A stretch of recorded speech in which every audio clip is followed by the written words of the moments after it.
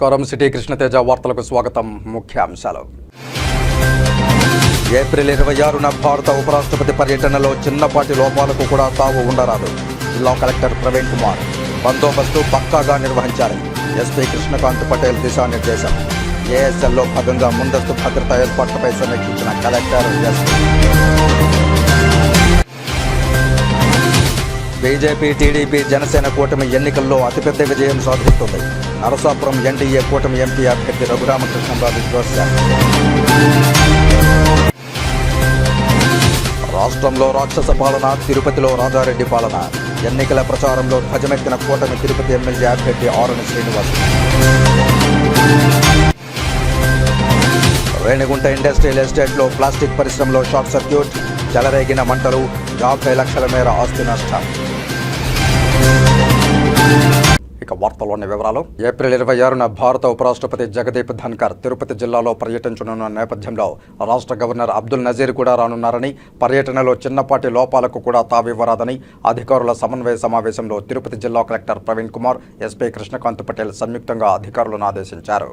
బుధవారం ఉదయం Tirupati collectorate video conference హాల్లో ఏర్పాటు చేసిన ముందస్తు భద్రతా లైజన్ అధికారుల సమన్వయ సమావేశంలో ఎస్పీతో కలిసి కలెక్టర్ మాట్లాడుతూ, భారత ఉపరాష్ట్రపతి తిరుమల తిరుపతి పర్యటనలో భాగంగా ఏప్రిల్ 26న ఉదయం 10:30 గంటలకు రేణిగుంట విమానాశ్రయం చేరుకుని అక్కడ నుండి 10:35 రోడ్డు మార్గాన తిరుమలకు 11:25 చేరుకుని శ్రీవారి దర్శనానంతరం మధ్యాహ్నం 12:30 గంటలకు తిరుమల నుండి బయలుదేరి 1 గంటకు నేషనల్ సాంస్క్రిట్ యూనివర్సిటీకి చేరుకుని 3వ స్నాతకోత్సవంలో ముఖ్య అతిథిగా పాల్గొని మధ్యాహ్నం 2:30 గంటలకు తిరుపతి విమానాశ్రయం చేరుకుని తిరుగు ప్రయాణం కానున్నారని తెలిపారు.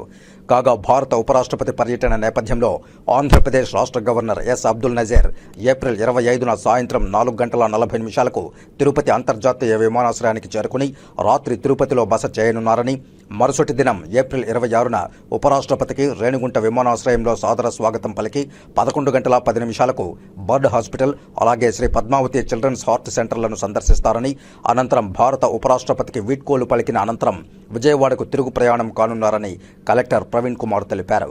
ఈ సందర్భంగా వైద్య ఆరోగ్య శాఖ వారు స్పెషలిస్ట్ డాక్టర్ల ఏర్పాటు, సేఫ్ రూమ్ ఏర్పాటు, అధునాతన life support ambulance, fire safety, food safety, APSPDCL విద్యుత్ అంతరాయం లేకుండా చూసుకోవాలని, శానిటేషన్ ఏర్పాట్లు, క్యాన్వాయ్ వెహికల్స్ ఏర్పాటు, ఎయిర్పోర్టులో వీఐపీ లాంజ్ తదితర ఏర్పాట్లు, ప్రోటోకాల్ అంశాలు తదితర విధులు కేటాయించబడిన అధికారులు ఎలాంటి అలసత్వము లేకుండా పకడ్బందీగా ఏర్పాట్లు చేయాలని సూచించారు. ఎస్పీ మాట్లాడుతూ, పోలీసు శాఖ తరపున బందోబస్తు పక్కాగా ఉండాలని, ఎలాంటి నిర్లక్ష్యానికి తావు ఉండకూడదని పోలీసు అధికారులకు దిశానిర్దేశం చేశారు. ఈ కార్యక్రమంలో అదనపు ఎస్పీ వెంకట్రావు, జిల్లా రెవెన్యూ అధికారి పెంచల కిషోర్, అడిషనల్ ఎస్పీలు కులశేఖర్, రూయా ఆసుపత్రి అధికారులు డీసీహెచ్ఎస్ ఆనందమూర్తి, జిల్లా fire officer Ramanaiah, DEO Sekhar, airport అధికారులు తదితరులు పాల్గొన్నారు. శ్రీకాళహస్తి ముత్యాలమ్మ ఆలయంలో 2వ రోజు పోతురాజు ముగ్గు వేసి సంప్రదాయ పద్ధతిలో జాతర పూజలు, వేడుకలు జరిపారు. ఆలయ చైర్మన్ అంజూరు శ్రీనివాసులు, ఈవో నాగేశ్వరరావు భక్తులకు అన్నప్రసాదాలు పంపిణీ చేశారు. శ్రీకాళహస్తి గ్రామదేవత ముత్యాలమ్మ జాతర సంప్రదాయ పద్ధతిలో వైభవంగా జరుగుతోంది. 2వ రోజు ఆలయంలోని మూల విరాట్టుకు విశేష అభిషేకాలు చేసి విశేష అలంకారాలు చేశారు. అనంతరం అమ్మవారి ఎదుట పోతురాజు ముగ్గు వేసి యాదవ వంశస్థులు అమ్మవారిని శాంతింపజేసే విధంగా పంబ వాయిద్యాలు వాయిస్తూ నృత్యాలు చేస్తూ సంప్రదాయ పద్ధతిలో పూజలు జరిపారు. అనంతరం భక్తులకు దేవస్థానం ఆధ్వర్యంలో ఏర్పాటు చేసిన అన్నప్రసాదాలను ఆలయ ధర్మకర్తల మండలి చైర్మన్ అంజూరు శ్రీనివాసులు, ఆలయ ఈవో నాగేశ్వరరావు సంయుక్తంగా ప్రారంభించి పంపిణీ చేశారు. ఈవో నాగేశ్వరరావు మాట్లాడుతూ, శక్తి స్వరూపిణి గ్రామదేవత ముత్యాలమ్మ జాతర వేడుకగా నిర్వహిస్తున్నామని, భక్తులకు అన్నప్రసాదాలు పంపిణీ చేశామన్నారు. సకల లోకము సుభిక్షంగా ఉండాలని ప్రార్థిస్తున్నట్లు తెలిపారు. ఈ పూజాది కార్యక్రమాల్లో EO Nageswara Rao, temple incharge Lakshmaiah తదితరులు పాల్గొన్నారు.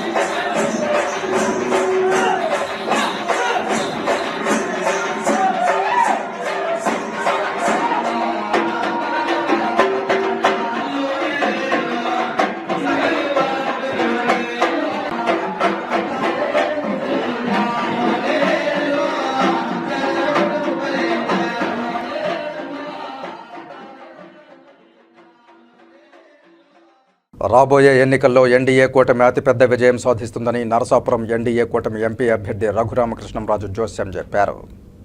విజయవాడ నుండి ఇండిగో విమానంలో రేణిగుంట అంతర్జాతీయ విమానాశ్రయానికి చేరుకున్న ఎంపీ అభ్యర్థి రఘురామకృష్ణంరాజుకు విమానాశ్రయంలో ఘన స్వాగతం లభించింది. ఈ సందర్భంగా ఆయన మీడియాతో మాట్లాడుతూ ఎన్డీఏ కూటమి ఎంపీ అభ్యర్థిగా నామినేషన్ దాఖలు చేసిన సందర్భంగా శ్రీవారి దర్శనార్థం రావడం జరిగిందన్నారు. నామినేషన్ వేసిన ప్రతిసారి శ్రీవారిని దర్శించుకోవడం ఆనవాయితీ అని, అంతేకాకుండా తరచూ శ్రీవారి దర్శనార్థం వస్తూ ఉంటానని తెలిపారు. జగన్ పుణ్యమా అంటూ 4 సంవత్సరాలుగా శ్రీవారి దర్శనానికి రాలేకపోయానని అన్నారు. కూటమి అతిపెద్ద విజయం సాధించడం ఖాయమని, చంద్రబాబు నాయుడు ముఖ్యమంత్రి కావడం తథ్యమని జోస్యం చెప్పారు. ఇప్పుడిప్పుడే ప్రజలు స్వచ్ఛందంగా బయటకు వస్తున్నారని తెలిపారు. ఉమ్మడి గోదావరి జిల్లాల్లో జగన్మోహన్ రెడ్డి సభలకు జనం కరువయ్యారని ఎద్దేవా చేశారు. షర్మిల, సునీతమ్మలు అవినాష్ రెడ్డికి ఓటు వెయ్యొద్దని చెప్పడంలో న్యాయం ఉందన్నారు. సిబిఐ ఛార్జిషీట్లో ఉన్న ప్రకారం వాళ్లు ఆరోపిస్తున్నారని తెలియజేశారు. అనంతరం రోడ్డు మార్గాన తిరుపతికి బయలుదేరి వెళ్లారు.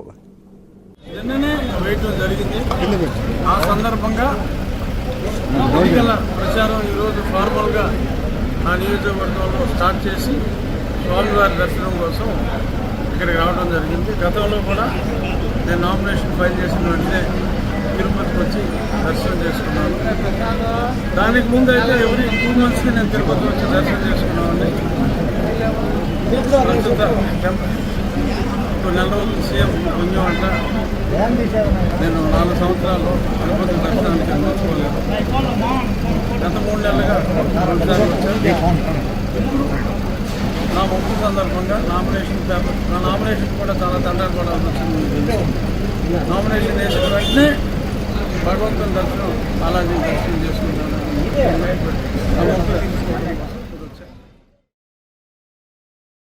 రాష్ట్రంలో రాక్షస పాలన, తిరుపతిలో రాజారెడ్డి పాలన కొనసాగుతోందని, తిరుపతి ప్రజలు శాంతిని కోరుకుంటున్నారని టీడీపీ, బీజేపీ బలపరుస్తున్న జనసేన పార్టీ తిరుపతి ఎమ్మెల్యే అభ్యర్థి ఆరణి శ్రీనివాసులు ధ్వజమెత్తారు. టీడీపీ, బీజేపీ, జనసేన పార్టీల ఉమ్మడి తిరుపతి ఎమ్మెల్యే అభ్యర్థి ఆరణి శ్రీనివాసులు తిరుపతిలో ప్రచారాన్ని ముమ్మరం చేశారు. ఈ నేపథ్యంలో బుధవారం ఉదయం 8 గంటల నుంచే నగరంలో పర్యటిస్తూ ప్రజలతో మమేకమయ్యారు.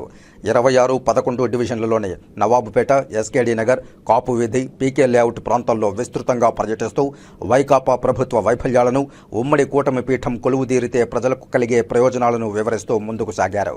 ఈ సందర్భంగా ప్రచారంలో పాల్గొన్న బీసీ జాతీయ నాయకులు అన్నా రామచంద్రయ్య మాట్లాడుతూ వైకాపా పాలనను అంతమొందించేందుకు ప్రజలందరూ కంకణబద్దులై ఉన్నారన్నారు. గడచిన 5 ఏళ్లుగా తిరుపతిలో వైకాపా కుటుంబ పాలనను చూశామన్నారు. రాష్ట్రం మొత్తం మీద అన్ని వర్గాలను దోచుకుని మానసికంగా హింసించి భూకబ్జాలు, అవినీతి, పెత్తందారీ పోకడలతో రాష్ట్రాన్ని వైకాపా దోచుకుందన్నారు. ఇకనైనా పెత్తందారీ ప్రభుత్వానికి తెరదించి టీడీపీ, బీజేపీ బలపరుస్తున్న జనసేన పార్టీ తిరుపతి ఎమ్మెల్యే అభ్యర్థి ఆరణి శ్రీనివాసులను ఎన్నికల్లో గెలిపించాలని, గాజు గ్లాసు గుర్తుపై ఓటు వేయాలని అన్నా రామచంద్రయ్య తిరుపతి ప్రజలకు పిలుపునిచ్చారు. కుటుంబంలో ఉన్నటువంటి వాళ్ళందరూ కూడా పార్టీ కోసం, అభ్యర్థి గెలుపు కోసం, అన్నగారి గెలుపు కోసం ఏరోరు ప్రాంతాల్లో వాళ్ళు గట్టిగా పనిచేయడం అనేటువంటి జరుగుతూ ఉంది. రెండోది ఏంటంటే ఈ యొక్క పాలన అంతమొందించడమే ముఖ్యమైనటువంటి ఆలోచనగా ఇక్కడ ఉన్న ప్రజలందరూ కూడా కంకణబద్దులై ఉంటారని చెప్పి ఆశిస్తున్నాను.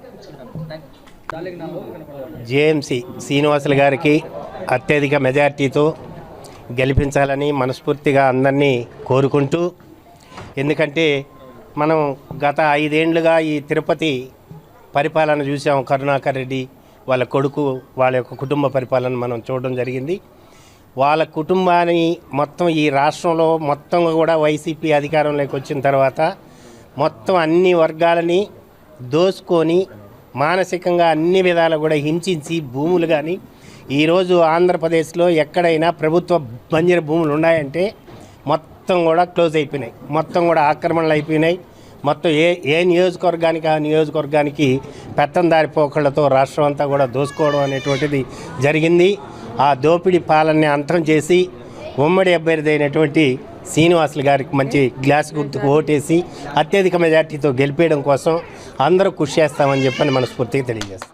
తిరుపతి ఎమ్మెల్యే అభ్యర్థి ఆరణి శ్రీనివాసులు మాట్లాడుతూ రాష్ట్రంలో రాక్షస పాలన, తిరుపతిలో రాజారెడ్డి పాలన కొనసాగుతోందన్నారు. తిరుపతి వైకాపా నాయకులు స్థానికులపై కక్షగట్టి హింసించి దాచుకోవడం తప్ప వేరే ఆలోచనే లేకుండా చేశారన్నారు. అన్ని పదవులు ఒకే కుటుంబానికి తీసుకుని నియంతలా వ్యవహరిస్తున్నారన్నారు. తిరుపతి ఎమ్మెల్యేగా ఉన్న కరుణాకర్ రెడ్డికి టీటీడీ చైర్మన్ పదవి అవసరమా అని ప్రశ్నించారు. తిరుపతి ప్రజలు శాంతిని కోరుకుంటున్నారని తెలియజేశారు. వైకాపా పాలనలో అవినీతి అక్రమాలు భరించలేకే ఎమ్మెల్యేగా ఉన్న తాను, అలాగే బీసీల జాతీయ నాయకుడైన అన్నా రామచంద్రయ్య వైకాపా పార్టీ నుంచి బయటకు వచ్చామని తెలియజేశారు. రాబోయే ఎన్నికల్లో గాజు గ్లాసు గుర్తుపై ఓటు వేసి టీడీపీ, బీజేపీ, జనసేన పార్టీలో ఉమ్మడి తిరుపతి ఎమ్మెల్యే అభ్యర్థి అయిన తనను గెలిపించాలని ఆరణి శ్రీనివాసులు ఈ సందర్భంగా ప్రజలకు విజ్ఞప్తి చేశారు. వైఎస్ఆర్ కాంగ్రెస్ పార్టీ రాక్షస పరిపాలన, మరి ముఖ్యంగా తిరుపతిలో రాజారెడ్డి పరిపాలన సాగిస్తున్న ఈ భూమన కరుణాకర్ రెడ్డి, వాళ్ళ కొడుకు అభినయ్ రెడ్డి కక్షగట్టుకొని తిరుపతి వాసులను, తిరుపతి ప్రజలను హింసించి దోచుకోవడం, దాచుకోవడం తప్ప వేరే ఆలోచనే లేకుండా చేశాడు. అన్ని పదవులు ఒకే కుటుంబానికి తీసుకొని ఒక నియంతలా వ్యవహరిస్తున్నాడు. నేను ఒకటే అడుగుతున్నా, నువ్వు ఎమ్మెల్యేగా ఉన్నావు, టీటీడీ చైర్మన్ నీకు అవసరమా? ఇంకొకరికి ఇవ్వచ్చు కదా. ఇంకెవరు లేరా తిరుపతి పట్టణంలో, రాష్ట్రంలో ఇంకెవరు చేసేవాళ్ళు లేరా? అసలు నీకు తిరుపతి తిరుమల దేవస్థానంలో చైర్మన్గా ఉండే అర్హతే నీకు లేదు. నువ్వు ఒక నక్సలైట్స్లో నుంచి వచ్చినోడు, నువ్వు దీంట్లో ఉండేవాడు. నీకు దేవుడి దగ్గర పరిపాలన చూసే భాగ్యం నీకు ఎవరిచ్చారు అధికారం? ఒకసారి ప్రజలందరూ కూడా గమనిస్తున్నారు. ఖచ్చితంగా రాబోయే రోజుల్లో బుద్ధి చెప్పే విధంగా తిరుపతి ప్రజలు ఆలోచించుకు వచ్చేశారు. దానికి నిదర్శనం నిన్న జరిగిన ఉమ్మడి అభ్యర్థిగా ఆరణి శ్రీనివాసులు నామినేషన్కు వచ్చిన తిరుపతి ప్రజల మొత్తం ఉప్పొంగి వచ్చారు. అది ఒకటే నిదర్శనం అనేసి కూడా ఈరోజు మీ కుటుంబానికి, మీ వైఎస్ఆర్ కాంగ్రెస్ పార్టీకి చెప్తున్నాను. మీకు చివరి రోజులు ఇంకా గంటలే ఉన్నాయి, మీకు ఎంచుకోండి. ఖచ్చితంగా కూడా ప్రజలు, తిరుపతి పట్టణ ప్రజలు ఈ పుణ్యక్షేత్రంలో శాంతిని కోరుకుంటున్నారు. నీ విధంగా హింసను కోరుకోవడం లేదు. నువ్వు హింస కోరుకునే హింసావాది. ఖచ్చితంగా కూడా రాబోయే రోజులు జనసేన, తెలుగుదేశం, బీజేపీ ఉమ్మడి అభ్యర్థి ఆరణి శ్రీనివాసులు గ్లాసు గుర్తుకు ఓటేసి గెలిపిస్తారనేసి కూడా ప్రజలు నిర్ణయాలు తీసుకున్నారు. తిరుపతిలోని సంస్కృత భాషా అధ్యయనానికి దేశంలోనే సుప్రసిద్ధమైన జాతీయ సంస్కృత విశ్వవిద్యాలయం సెంట్రల్ యూనివర్సిటీగా పరిణమించిన తరువాత ఏప్రిల్ 26న 3వ స్నాతకోత్సవం జరగనుంది. కాగా ఈ 3వ స్నాతకోత్సవానికి ముఖ్య అతిథిగా భారతదేశ ఉపరాష్ట్రపతి జగదీప్ ధన్ఖడ్ హాజరు కానున్నారు. ఈ సందర్భంగా విశ్వవిద్యాలయం vice chancellor professor GSR Krishnamurthy బుధవారం మీడియా సమావేశంలో 3వ స్నాతకోత్సవం వివరాలు తెలియజేశారు. జాతీయ సంస్కృత విశ్వవిద్యాలయం సెంట్రల్ యూనివర్సిటీ హోదా పొందిన తర్వాత ఇది 3వ స్నాతకోత్సవంగా ఆయన తెలియజేశారు. ఈ స్నాతకోత్సవం ఎంతో ప్రత్యేకమైనదిగా, అలాగే ఎన్నో ప్రగతిశీల కార్యక్రమాలకు నాందిగా ఆయన పేర్కొన్నారు. ఈ సందర్భంగా 2022-23వ విద్యా సంవత్సరంలో వివిధ కోర్సుల్లో డిగ్రీలు సాధించిన విద్యార్థులకు ఏప్రిల్ 26 శుక్రవారం నాడు స్నాతకోత్సవ కార్యక్రమంలో భారత ఉపరాష్ట్రపతి జగదీప్ ధన్ఖడ్ చేతుల మీదుగా డిగ్రీలు ప్రదానం చేయనున్నామని తెలియజేశారు. ఈ కార్యక్రమం ముఖ్య అతిథిగా భారతదేశ ఉపరాష్ట్రపతి జగదీప్ ధన్ఖడ్ విచ్చేసి స్నాతకోత్సవాన్ని ఉద్దేశించి ప్రసంగిస్తారని తెలియజేశారు. అదేవిధంగా విశ్వవిద్యాలయం ఛాన్సలర్ పద్మభూషణ్ మరియు పూర్వపు భారతదేశ ముఖ్య ఎన్నికల అధికారి ఎన్ వేణుగోపాలస్వామి పాల్గొంటారన్నారు. అనంతరం విశిష్ట అతిథిగా Indian institute of science education and research Tirupati director professor Shantanu Bhattacharya కూడా ఈ స్నాతకోత్సవానికి హాజరవుతారన్నారు. ఆయన భారతీయ జ్ఞాన పరంపరకు సంబంధించి రచించిన వివిధ పుస్తకాలను లోకార్పణం చేయనున్నారని తెలియజేశారు.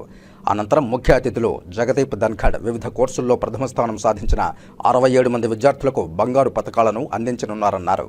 విశ్వవిద్యాలయంలోని 47 మంది పరిశోధనా విద్యార్థులకు పీహెచ్డీ అవార్డులను Shastri, BA, PSc, BSc yoga, Acharya, MSc కంప్యూటర్స్, yoga, MA Hindi, Shabdabodha systems and language technology, MIMT, BEd, MEd వివిధ రకాల సర్టిఫికేట్లు, డిప్లొమా, PG డిప్లొమా కోర్సుల్లో, అలాగే డిస్టెన్స్ ఎడ్యుకేషన్లో డిగ్రీ, PG మరియు ఇతర కోర్సుల్లో ఉత్తీర్ణులై డిగ్రీలు సంపాదించిన 580 మంది విద్యార్థులకు డిగ్రీ పట్టాల ప్రదానం ఈ స్నాతకోత్సవంలో చేయనున్నారని తెలియజేశారు. ఈ స్నాతకోత్సవంలో ఉపరాష్ట్రపతి చేతుల మీదుగా విద్యార్థులు డిగ్రీలు అందుకోవడం ఎంతో ఆనందదాయకమని, విశ్వవిద్యాలయానికి, సంస్కృత భాషకు ఎంతో గర్వకారణమని విశ్వవిద్యాలయం vice chancellor professor GSR Krishnamurthy హర్షం వ్యక్తం చేశారు. ఈ కార్యక్రమంలో విశ్వవిద్యాలయం incharge registrar professor RJ Ramasri, controller of examinations doctor K Sambasivamurthy, APRO doctor Kanapala Kumar, doctor Bultidas పాల్గొన్నారు. ఉపరాష్ట్రపతిని తీసుకొద్దామని మేము ఇక్కడ అనుకున్నాం. వారు వస్తున్నారు. మాకు ఉపరాష్ట్రపతికి ఒక అవినాభావ సంబంధం ఉంది. ఇది మా ఫౌండేషన్ స్టోన్ వేసింది ఉపరాష్ట్రపతి డాక్టర్ సర్వేపల్లి రాధాకృష్ణన్. మేము డీమ్డ్ యూనివర్సిటీగా అయింది ఉపరాష్ట్రపతి ఆర్ వెంకట్రామన్. అలాగే శంకరదయాళ గారు ఉపరాష్ట్రపతిగా ఇక్కడ వచ్చి మాకెంతో సహాయ సహకారాలు అందించారు. వారి దాంట్లో ఎండోమెంట్ ఫ్లైట్ కూడా వాళ్ళు ఇచ్చారు. తర్వాత ఇది ఉపరాష్ట్రపతిగా మనం ఇప్పుడు వచ్చేటువంటి జగదీప్ ధనకర్ ఆయన్ని పిలిచాం. మేము ఎలా అయితే ఎప్పుడు ఉపరాష్ట్రపతి వచ్చినా మా యూనివర్సిటీ డెవలప్మెంట్ అయింది. అందుకోసాన్ని ఇది విశేషంగా ఈ యూనివర్సిటీ దీంట్లో కారణం. ఇది కాకుండా ఈ సంవత్సరం NEP 2020 అనే దాన్ని మేము ఇంప్లిమెంట్ చేసాం. అంటే ఇప్పుడు ప్రస్తుతం ఇది ఫస్ట్ బ్యాచ్ వెళ్ళింది, వాడికి ఇప్పుడు డిగ్రీ ఇవ్వట్లేదు. ఈ డిగ్రీ ఇచ్చేది మేము అప్పుడే వెనకటి నుంచి వచ్చేటువంటి 3 ఏళ్ల క్రితం అయిన వాళ్ళకి ఇప్పుడు డిగ్రీ ఇస్తున్నాం. ఇంకా నెక్స్ట్ నుంచి అది 4 years డిగ్రీ కోర్స్ అవుతుంది. ఇది లాస్ట్ కాన్వకేషన్ అని ఉంటుంది. అది కాకుండా ఇప్పుడు మేము చేస్తుండేటువంటి దీంట్లో విద్యావారధి అంటే PhD చేసేటువంటి వాళ్ళు 47 మందికి ఇస్తున్నాం. మాకు 4 స్కూల్స్ ఉన్నాయి. ఒకటి సంస్కృతి సాహిత్య, ఆ స్కూల్లో 21 మంది డిగ్రీ తీసుకుంటున్నారు. అలాగే దర్శన స్కూల్లో 8 తీసుకుంటున్నారు. వేదంగాల్లో 13 తీసుకుంటున్నారు. శిక్షా హాస్టల్లో 5 తీసుకుంటున్నారు. ఇది దీంట్లో ఉండేటువంటి విశేషంగా. అంటే ఏదైనా కానీ ఒక కాన్వకేషన్ అయితే ఫ్రమ్ బిగినింగ్ టు ఎండింగ్ వరకు ఉంటారు. కానీ ఇది ఒక స్పెషల్ కాన్వకేషన్. అంటే దట్ మీన్స్ ఆయన వస్తే 1 గంట ఇచ్చారు. ఆ గంటలోనే వాళ్ళు మీ కార్యక్రమం నిర్వహించుకోండి, మొట్టమొదటిగా మనం వాళ్ళకి డిక్లేర్ చేస్తాం, ఓట్ అవుతుంది, కేవలం గోల్డ్ మెడల్స్కి ఇవ్వడానికి ఆయన పర్మిషన్ ఇచ్చారు. మేము ఇందులో ఒక నిష్పక్షపాతంగా గోల్డ్ మెడల్స్ ఒక్కొక్కరికి 5 నుంచి వచ్చారు, 1 వరకు. అంటే 5 గోల్డ్ మెడల్స్ వచ్చిన వాళ్ళకి ముందు, దాని తర్వాత 4, తర్వాత 3, ఈ రకంగా మేము సెలెక్ట్ చేసుకున్నాం. ఇది కాకుండా ఇప్పుడు కాసేపు ప్రకటనలు.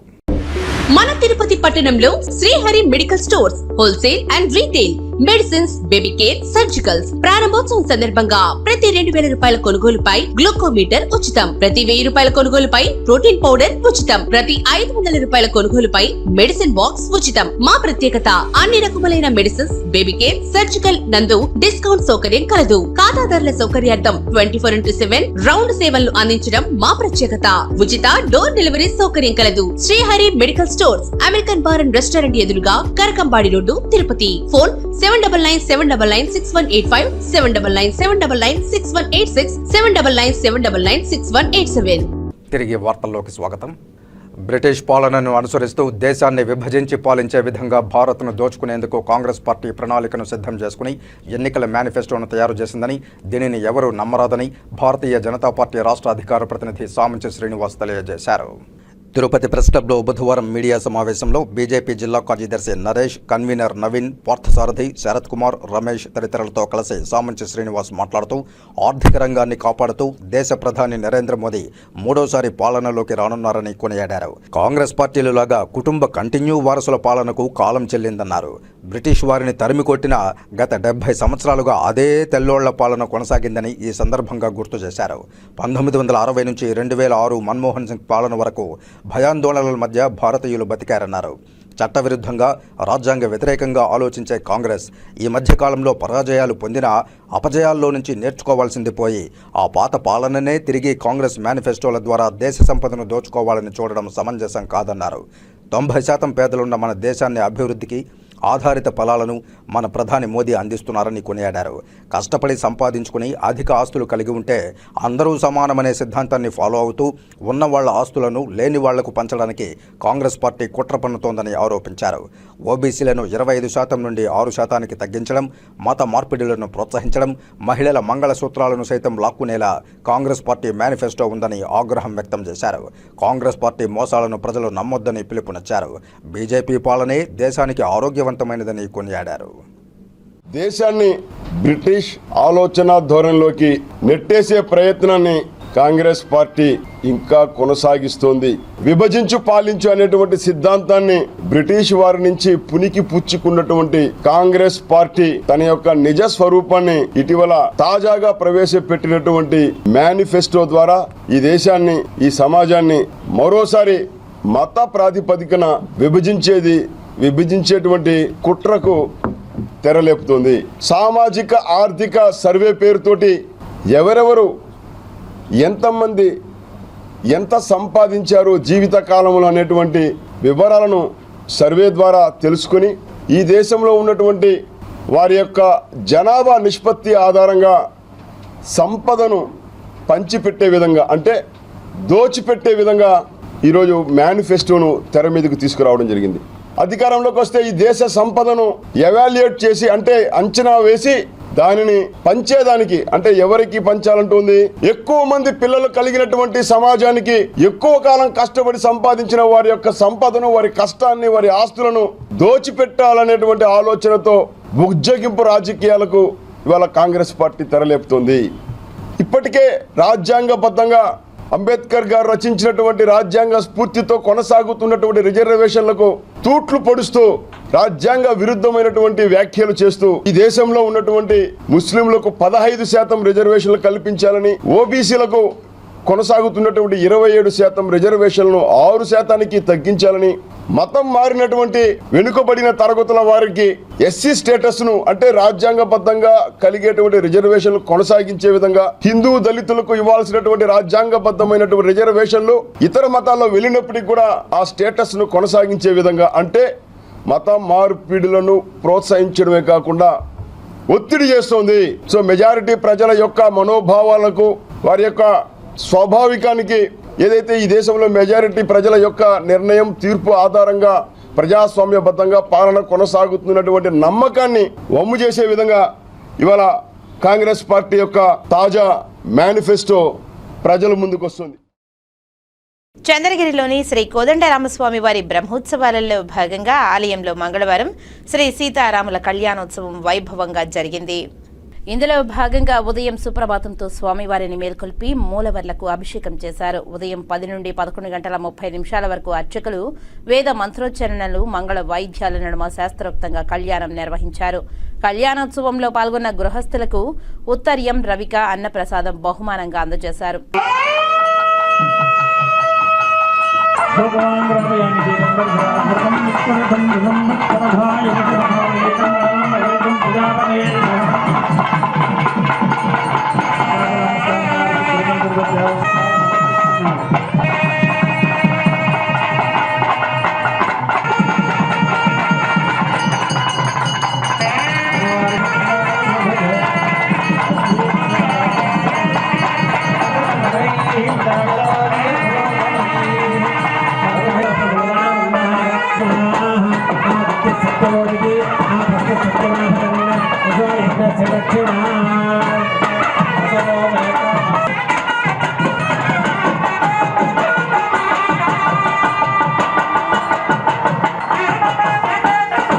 అనంతరం సాయంత్రం 6 గంటల నుండి రాత్రి 7 గంటల 30 నిమిషాల వరకు గరుడ వాహనంపై స్వామివారు ఊరేగుతూ భక్తులను కటాక్షించారు.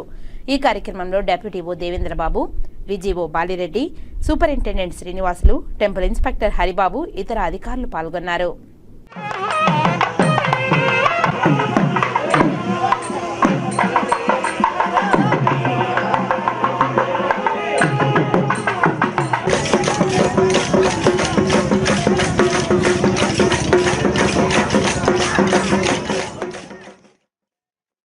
ఎంపీ రఘురామకృష్ణంరాజు తిరుమల శ్రీనివాసుని దర్శించుకున్నారు.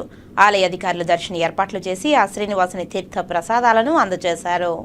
బుధవారం శ్రీవారి దర్శనార్థం కుటుంబ సభ్యులతో కలిసి తిరుమలకు చేరుకున్న వీరు స్వామివారి అర్చన సేవలో శ్రీవారిని దర్శించుకున్నారు. దర్శనానంతరం రంగనాయకుల మండపంలో వేద పండితులు వేద ఆశీర్వచనం పలకగా ఆలయ అధికారులు స్వామివారి శేష వస్త్రంతో సత్కరించి శ్రీవారి తీర్థ ప్రసాదాలను అందజేశారు. ఆలయం వెలుపల మీడియాతో మాట్లాడుతూ ఎన్డీఏ కూటమి అభ్యర్థిగా ఉండే నియోజకవర్గానికి ఎమ్మెల్యేగా నామినేషన్ దాఖలు చేసిన సందర్భంగా స్వామివారిని దర్శించుకున్నానని, జూన్ 3వ తేదీ చంద్రబాబు నాయుడు ముఖ్యమంత్రిగా ప్రమాణ స్వీకారం చేస్తారని ఆశాభావం వ్యక్తం చేశారు. రాష్ట్ర ప్రజలంతా సుఖ సంతోషాలతో ఉండాలని ఆ దేవదేవుణ్ణి ప్రార్థించానని తెలిపారు. మొన్న నేను ఉండి నియోజకవర్గంలో నామినేషన్ తెలుగుదేశం పార్టీ తరఫున ఎమ్మెల్యేగా ఫైల్ చేసిన అనంతరం నిన్న మధ్యాహ్నం బయలుదేరి స్వామివారి దర్శనానికి స్వామివారి ఆశీర్వచనం తీసుకోవడం కోసం ఇక్కడికి వచ్చి ఈరోజు ఉదయం అర్చన సేవలో గతంలో పాలక మండలి సభ్యులు రమణ గారితో కలిసి దర్శనం చేసుకోవటం అయింది. అత్యద్భుతంగా దర్శనం అయింది. చంద్రబాబు నాయుడు గారు జూన్ మొదటి వారంలో ఈ రాష్ట్రానికి ముఖ్యమంత్రి కావాలని, ప్రజల కష్టాల నుంచి బయటపడాలని మనస్ఫూర్తిగా కోరుకున్నాను. అంటే సంఘటన జరిగితే నిజంగా మంచి పరిణామం కాదు, అది ఒక అద్భుత కల్పన. సో కాబట్టి దాని గురించి అంతగా పట్టించుకోవాల్సిన అవసరం లేదు, ప్రజలు నవ్వుకుంటున్నారు. Thank you. దక్షిణ కైలాసం శ్రీకాళహస్తీశ్వర ఆలయంలో ప్రదోష నందిసేవ ఉత్సవం నేత్రపర్వంగా నిర్వహించారు. ఉమామహేశ్వర్ల ఉత్సవ మూర్తులను ప్రదోష నందిపై ఉంచి భక్తులు శివనామస్మరణ నడుమ ప్రాకారోత్సవం వైభవంగా నేత్రపర్వంగా జరిపారు. శ్రీకాళహస్తీశ్వర ఆలయంలో ప్రదోష నంది సేవ చేపట్టారు. ఆలయంలోని స్వామివారి ఆలయం వద్ద ప్రదోష నంది మూర్తిపై ఉమామహేశ్వర్ల ఉత్సవ మూర్తులను కొలువు తీర్చి విశేష అలంకారాలు చేసి విశేష పూజలు జరిపారు. అనంతరం భక్తులు ప్రదోష నందిమూర్తిని మోసుకుంటూ శివనామస్మరణ చేస్తూ ప్రాకారోత్సవం చేపట్టారు. ఆలయ ఆవరణంలోని రాతి ధ్వజస్తంభం వద్ద ప్రదోష నందిమూర్తులకు విశేష మంగళ వాయిద్య నీరాజనాలు సమర్పించారు. అనంతరం ఊరేగింపుగా తీసుకువచ్చి స్వామివారి ఆలయం వద్ద కొలువు తీర్చి ధూపదీప నైవేద్యాలు నివేదించి మంత్రపుష్పల నివేదన అనంతరం మహాపూర్ణాహుతులు సమర్పించారు. ప్రదోష నందిపై ఉమాశంకర్లను దర్శించుకుని భక్తులు ఆధ్యాత్మిక ఆనందంతో పరవశిస్తూ శంభో శంకర అంటూ భక్తి ప్రపత్తులతో ప్రణమిల్లారు. ఈ కార్యక్రమంలో ఆలయ EO Nageswara Rao, temple chairman Anjuru Taraka Srinivasulu, temple superintendent Nagabhushanam Yadav, temple inspector Hari Yadav, VRO Satish Malik తదితరులు పాల్గొన్నారు.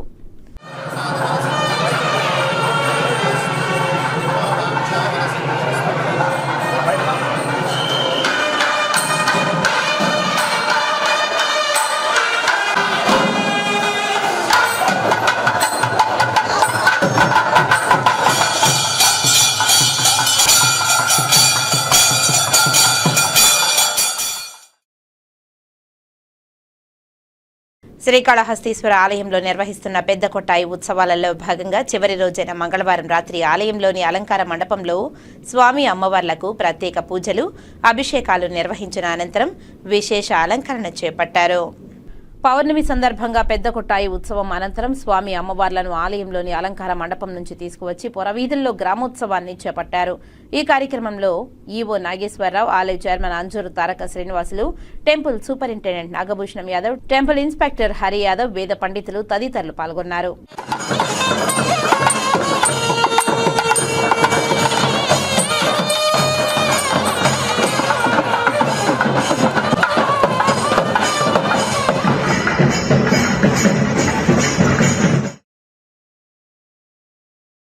రేణిగుంట ఇండస్ట్రియల్ ఎస్టేట్లోని గుప్తా ప్లాస్టిక్స్ పరిశ్రమలో షార్ట్ సర్క్యూట్ కారణంగా మంటలు చెలరేగాయి. సుమారు 50 లక్షల రూపాయల మేర ఆస్తి నష్టం వాటిల్లింది.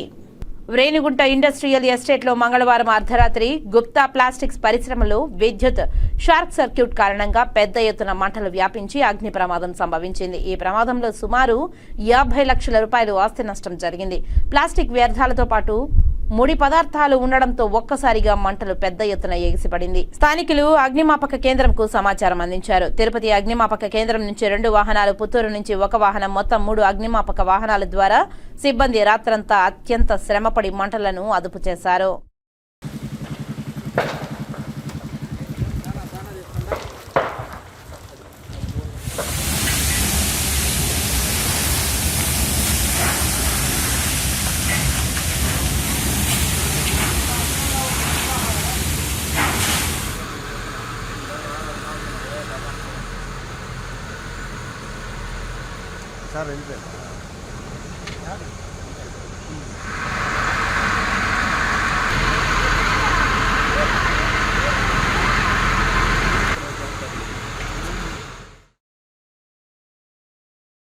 చిత్తూరు నియోజకవర్గ తెలుగుదేశం పార్టీ ఎమ్మెల్యే అభ్యర్థి గురజాల జగన్మోహన్ నాయుడు, చిత్తూరు ఎంపీ దగ్గుమళ్ల ప్రసాదరావులు బుధవారం అట్టహాసంగా తెలుగుదేశం పార్టీ నాయకులు, కార్యకర్తల నడుమ పెద్ద ఎత్తున ఊరేగింపుగా తరలివచ్చి జిల్లా కలెక్టర్ కార్యాలయంలో నామినేషన్ దాఖలు చేశారు.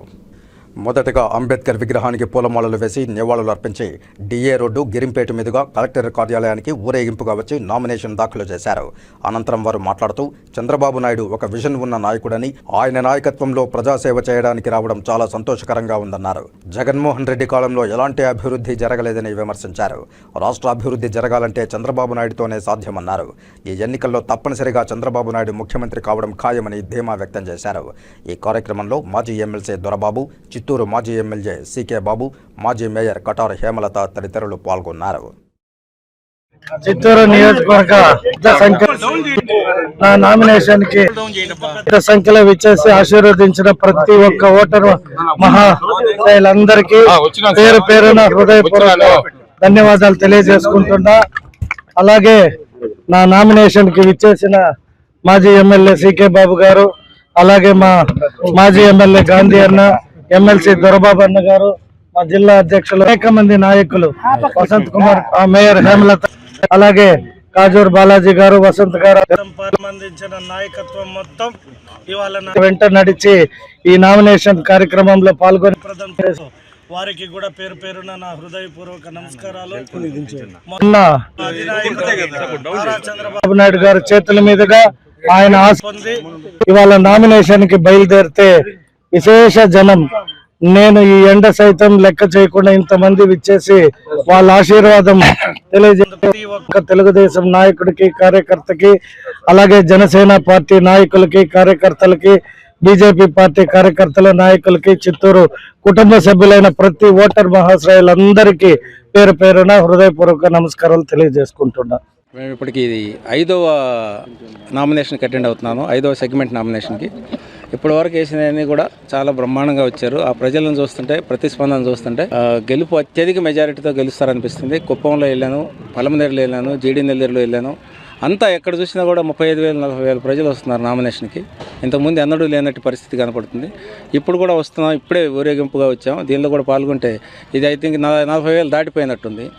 అసలు ఎక్కడ ఈ ప్రజలు సొంతంగా అట్లా వచ్చి వాళ్ళ ఉత్సాహం చూస్తుంటే అత్యధిక మెజారిటీతో వీళ్ళు అసెంబ్లీ సెగ్మెంట్స్ అన్ని గెలిచేటట్టుంది. వాళ్ళు గెలిస్తే మీకు తెలుసు ఎంపీ గెలిచేస్తాడు. సో అట్లాగా అందరూ మెజారిటీతో వస్తారని మేము ఆశిస్తున్నాం.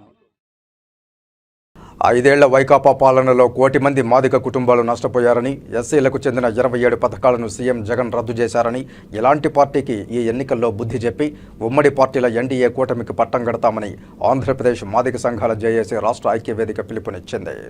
తిరుపతి ప్రెస్ క్లబ్లో బుధవారం మీడియా సమావేశంలో ఏపీ మాదిగ రిజర్వేషన్ పోరాట సమితి రాష్ట్ర అధ్యక్షులు, తెలుగు రాష్ట్రాల చైర్మన్ పేరుపోగు వెంకటేశ్వర్లు మాదిగ అధ్యక్షతన దళిత సంఘాలతో కలిసి దళిత నేతలు మాట్లాడుతూ 35 మాదిగ ఉపకులాల మద్దతు మాజీ సీఎం చంద్రబాబు నాయుడుకే ఉందన్నారు. బాబు గెలుపు మాదిగల గెలుపుగా అభివర్ణించారు. జగన్ ఎంపీగా ఉన్న సమయంలో వైఎస్ఆర్సీపీని స్థాపించినప్పుడు ఎస్సీ వర్గీకరణకు మద్దతు తెలిపారని, తీరా సీఎం అయ్యాక మాదిగలను మరచిపోయారని, తమ నిధులను దారి మళ్లించారని ఆవేదన వ్యక్తం చేశారు. ఎన్డీఏ కూటమి ప్రభుత్వం ఈసారి పాలనలోకి వస్తుందని ఆశాభావం వ్యక్తం చేశారు. మాల మాదిగల ఐక్యత వర్ధిల్లాలంటూ నినాదాలు చేశారు. ఈ విలేకరుల సమావేశంలో మాదిగ సంఘాల నాయకులు ప్రకాష్, రమేష్, సుబ్బయ్య, సుబ్బారావు, నాగేశ్వరరావు, మస్తాన్ బాబు తదితరులు పాల్గొని ఎన్డీఏకు తమ మద్దతు అంటూ సంఘీభావం తెలిపారు.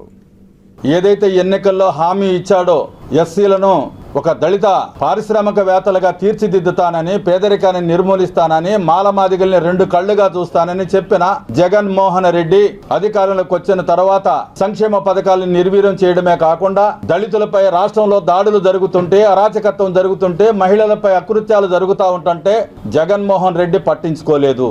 ఈ పరిస్థితుల్లో జగన్మోహన్ రెడ్డిని ఓడిస్తేనే దళితులకు రక్షణ ఉంటుంది.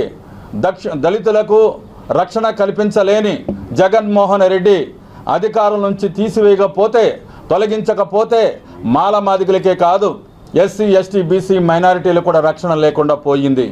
ఈ పరిస్థితుల్లో మాదిగ సంఘాల మొత్తం కూడా ఐక్యవేదికగా మేము ఏర్పడి చంద్రబాబుకే మాదిగల మద్దతు అనే ఒక నినాదంతో రాష్ట్ర వ్యాప్తంగా అనేక జిల్లాలలో మేము పర్యటించి మరి పెద్ద ఎత్తున తెలుగుదేశం గెలిపే మాదిగల గెలుపుగా మేము భావించి రాష్ట్ర వ్యాప్తంగా పర్యటనలు చేసే ఈ తెలుగుదేశాన్ని గెలిపించడం కోసమే కరపత్రాలు విడుదల చేసి ప్రచార యాత్ర అనేది చేపట్టడం అనేది జరిగింది. ఇక వార్తలు ముగించే ముందు ముఖ్యాంశాలు మరోసారి చూద్దాం. ఏప్రిల్ 26న భారత ఉపరాష్ట్రపతి పర్యటనలో చిన్నపాటి లోపాలకు కూడా తావు ఉండరాదు. జిల్లా కలెక్టర్ ప్రవీణ్ కుమార్ బందోబస్తు పక్కాగా నిర్వహించారు. ఎస్పీ కృష్ణకాంత్ పటేల్ దిశానిర్దేశం. ఏఎస్ఎల్లో భాగంగా ముందస్తు భద్రతా ఏర్పాట్లపై సమీక్షించిన collector SP. BJP, TDP, Janasena కూటమి ఎన్నికల్లో అతిపెద్ద విజయం సాధిస్తుంది. నరసాపురం ఎన్డీఏ కూటమి ఎంపీ అభ్యర్థి రఘురామకృష్ణరాజు జోస్యం. రాష్ట్రంలో రాక్షస పాలన, తిరుపతిలో రాజారెడ్డి పాలన. ఎన్నికల ప్రచారంలో ధ్వజమెత్తిన కూటమి తిరుపతి ఎమ్మెల్యే అభ్యర్థి ఆరుని శ్రీనివాస్.